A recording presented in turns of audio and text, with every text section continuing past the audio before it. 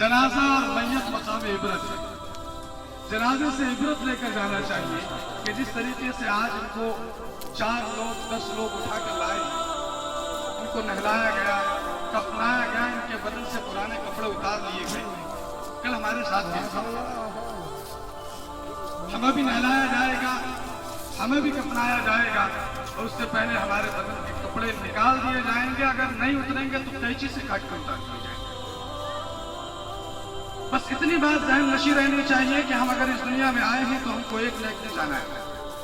दुनिया हमेशा ठाठे मारता हुआ समंदर है बात, यानी जिंदगी बहुत थोड़ी सी है, इतनी जितने के हाथ की उंगली समंदर में डालने से उंगली के साथ लगा हुआ जो पानी आता है, बल्कि बस एक लम्स, एक तरी आती है उंगली के साथ।